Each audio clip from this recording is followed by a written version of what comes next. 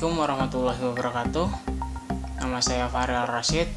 Saya berasal dari Universitas Nasional, Fakultas Teknologi Komunikasi Informatika, jurusan Informatika. Dalam kali ini saya akan membahas soal ujian tengah semester genap tentang mata kuliah Teknik Simulasi dan Pemodelan yang diuji oleh Dr. Fauzia Eskom MMSI. Soal yang pertama, berikan deskripsi tentang tujuan mempelajari simulasi, karakteristik sistem, tujuan pemodelan simulasi. A. Tujuan mempelajari simulasi. Kita dapat mempelajari suatu sistem dengan memanfaatkan komputer untuk meniru perilaku sistem tersebut. Model dapat diklarifikasi menjadi model fisik dan model matematika. Model matematika ada yang dapat diselesaikan dengan solusi analitis dan ada yang tidak. Bila solusi analitis sulit didapatkan, maka digunakan simulasi. Sistem dapat dipelajari dengan pengamatan langsung atau pengamatan pada model dari sistem tersebut. Cara mempelajari sistem. Pertama, sistem dibagi menjadi dua, eksperimen dengan sistem sebenarnya dan eksperimen dengan model. Dan di eksperimen dengan model itu dibagi menjadi dua lagi, yaitu model fisik dan model matematika. Model matematika dibagi menjadi dua, yaitu solusi analitis dan simulasi. Karakteristik sistem. Karakteristik atau ciri-ciri sistem terdiri dari berbagai elemen yang membentuk suatu kesatuan. Adanya interaksi, saling ketergantungan, dan kerjasama antar elemen. Sebuah sistem ada untuk menciptakan tujuan tertentu, memiliki mekanisme atau transformasi, memiliki lingkungan yang mengakibatkan dinamika sistem. C. Tujuan model dalam simulasi. Akademik. Yang pertama, untuk menjelaskan sekumpulan fakta karena belum adanya teori. Yang kedua, untuk mencari konfirmasi bila setelah ada teori. Tujuan pada manajerial, yaitu yang pertama, sebagai alat pengambil keputusan, sebagai proses pembelajaran, sebagai alat komunikasi. Nomor 2. Berikan penjelasan tentang bagan berikut ini. Di sini tertera bagan langkah-langkah dalam studi simulasi secara garis besar.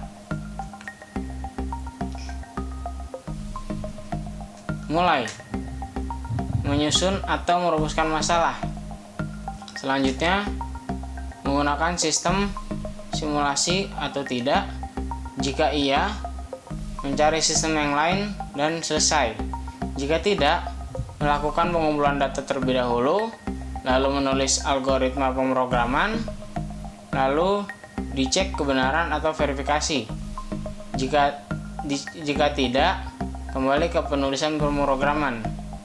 Jika verifikasi benar atau iya, lanjut ke validasi atau pengujian atau pembuktian kebenaran.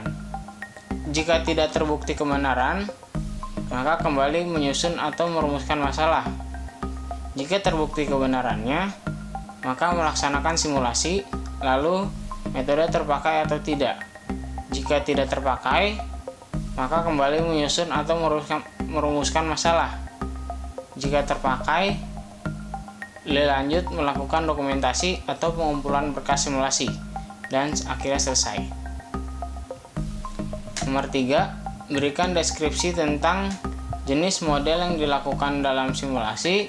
Kedua, simulasi menggunakan komputer. Yang ketiga, verifikasi dan validasi dalam proses simulasi.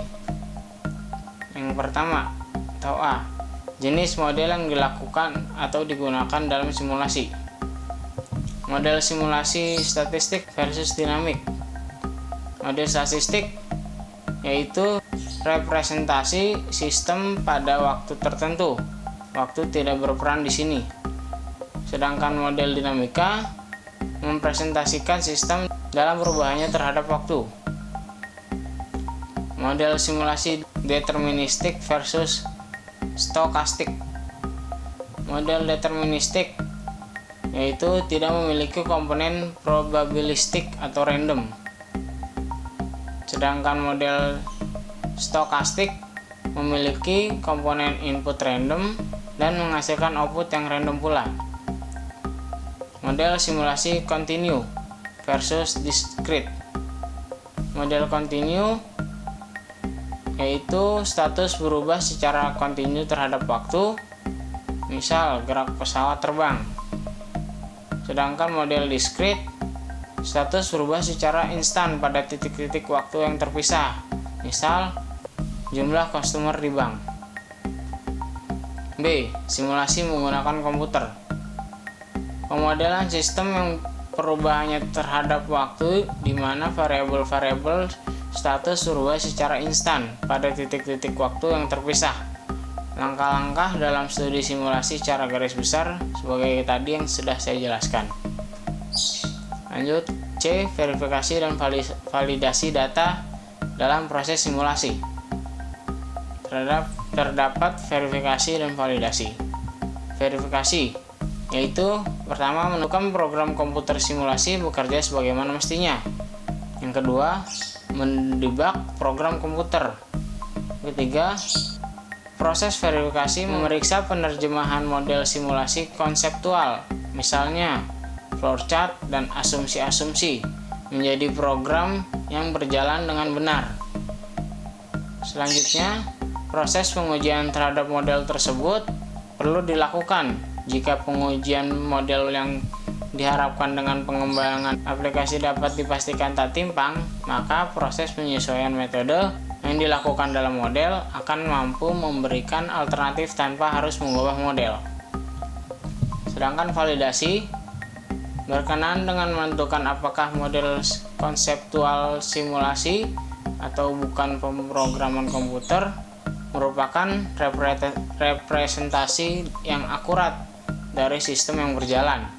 Jika model simulasi dan hasilnya diterima oleh manajer atau klien sebagai valid dan digunakan sebagai alat bantu dalam mengembalikan keputusan, berarti model tersebut kredibel.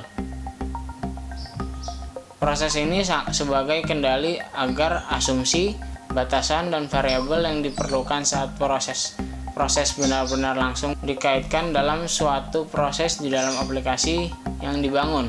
Penyajian aplikasi ini diharapkan mampu memberikan alternatif pengembalian keputusan dengan memberikan berbagai strategi pilihan yang mudah dimengerti untuk mereka yang bertanggung jawab. Validasi dapat dilakukan dengan mengembalikan model output dengan sistem yang sebenarnya. Contoh pengujian subjektif dengan pakar penilaian hasil output berdasarkan kemahiran dalam sistem dan pengalaman.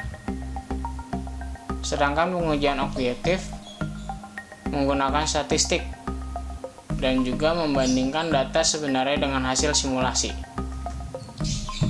Nomor 4, berikan deskripsi tentang bagian berikut ini berkaitan dengan model matematika. Yang pertama, mengetahui permasalahan terlebih dahulu, lalu melakukan pendekatan sistem. Selanjutnya, membuat tujuan sistem, lalu untuk memunculkan karakteristik sistem tahap pertama. Setelah itu, model matematika tahap kedua, dan dilanjut pemecahan suatu masalah pada tahap ketiga, lanjut ke validasi atau penguji pembuktian kebenaran. Jika tidak memadai, maka membuat perubahan.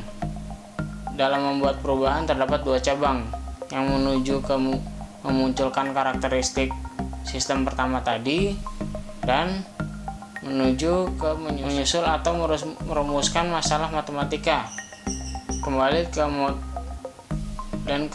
ke model matematika tahap kedua. Sedangkan jika memadai, model dianggap memadai. Lanjut yang terakhir, pemecahan masalah.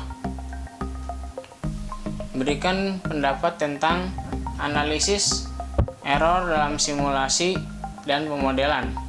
Yang kedua, keuntungan dan kerugian menggunakan pemodelan dalam simulasi.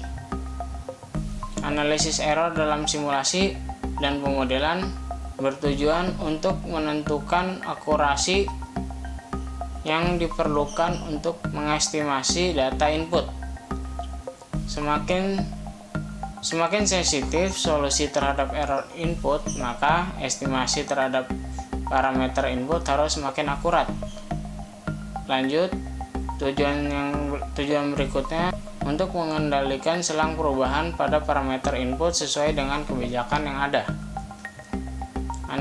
Analisis error mengeksplorasi efek perubahan parameter input bagi solusi model. Lalu, melalui analisis error dapat diketahui hilangnya benefit potensial akibat perubahan parameter. Bandingkanlah hasil yang diperoleh jika menggunakan nilai yang benar dengan hasil yang diperoleh jika menggunakan nilai yang lain. Semakin sensitif solusi terhadap error input, maka estimasi terhadap parameter input harus semakin akurat. Yang B, keuntungan dan kerugian menggunakan model dalam simulasi. Keuntungan dalam model simulasi yaitu relatif untuk sistem yang kompleks. Yang kedua, sebagai sarana pelatihan. Kerugiannya tidak ada atau sulit mencari solusi optimal. Kerugian yang kedua, model simulasi yang baik mungkin mahal. Keuntungan dalam model analitik, keuntungan yang pertama, keringkasan. Keuntungan yang kedua, kemudahan evaluasi menuju solusi optimal. Sedangkan kerugiannya, asumsi tidak realistis dan juga formula yang kompleks. Selesai, terima kasih. Kurang lebihnya mohon maaf. Wassalamualaikum warahmatullahi wabarakatuh.